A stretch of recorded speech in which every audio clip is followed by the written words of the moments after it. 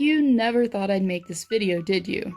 Well, I guess it was about time, as many of you requested one devoted to seeing Sid get it handed to him. And yes, there's many reasons why Crosby has been a target since coming into the league, as he had quite the reputation early on of being a whiner, diver, and a player not immune to delivering cheap shots. Even still, it's a concept as old as time to go after a star player regardless, as we all know, 3-time cup champion or not. So buckle up, get those baby rattles out and your boxes of tissues, as I'm going to be counting down the top 5 times that Sidney Crosby was destroyed.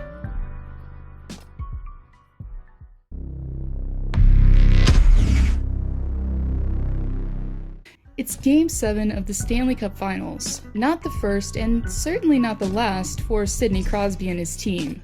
After being forced to watch the Wings win the Cup the year before, the Penguins would see a different result this time around. But before Crosby could hoist Lord Stanley's Cup, he would be forced to ride the bench for the rest of the second period, as Johan Franzen made sure to finish off the Penguins captain by pinning his knee into the boards. Crosby could be shown skating off gingerly while hunched over and afraid to put any weight on the leg affected. The captain returned to action in the third before relishing in victory after the Penguins defeated the Detroit Red Wings 2-1.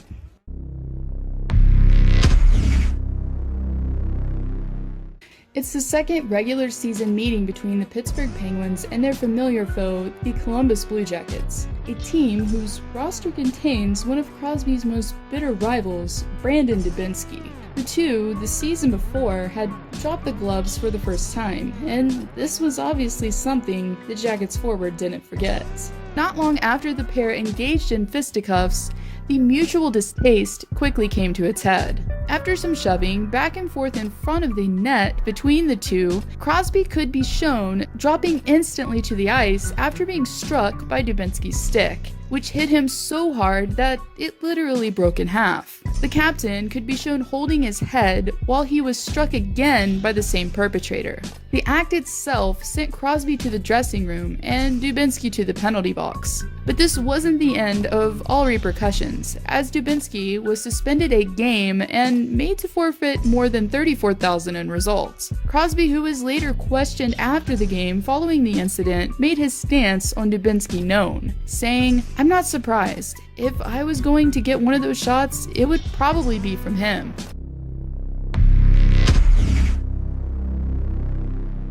Several years ago, when Steve Downie was still an active player before he and Sid were teammates, they were once adversaries, as the winger didn't exactly give the captain the warmest welcome. As the two were alongside the boards while Crosby received a fresh pass, Downie slowly tangled his leg up with Sid's, which instantly brought him down to his knee, the one that was obviously bent back far enough to where it caused Crosby a lot of pain. Following Downie moving out from under him, Crosby instantly went down on all fours, while wincing in pain. As a scrum ensued behind the net in result, Crosby slowly rose to his feet, before having to be helped off the ice by his teammates. Sid would later return to the game while remarkably escaping injury.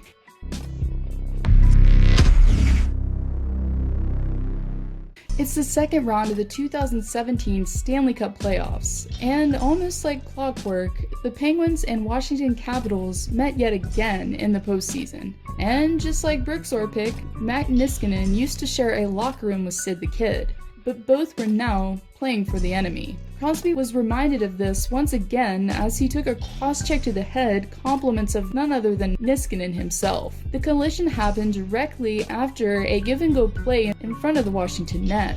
In result, the defenseman was assessed a 5-minute major and a game misconduct, while Crosby was sidelined with yet another concussion. Even still, Niskanen denied trying to bring the Pittsburgh captain intentional harm, saying, "It wasn't intentional. I've seen the replay. In super slow-mo, it looks really bad. I caught him high. He's coming across trying to score. As he's doing that, he's getting lower and lower. And when it's happening that fast, my stick and his head collided. I wasn't extending trying to hit him in the head."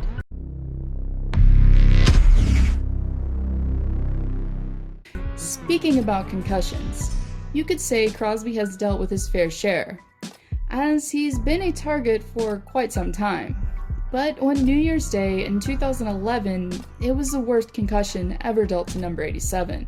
As the second period was winding down during the Winter Classic, David Steckel decided to give Crosby a cheap shot, while acquainting his shoulder with the forward's head. Crosby could be shown hunched over while skating off at the end of the period. This, of course, would set in motion a chain of events that would keep the captain in and out of the lineup for seasons to come. Steckel maintained his innocence while saying he never meant to injure Pittsburgh's star player, saying, "Obviously there was no intent whatsoever on my part.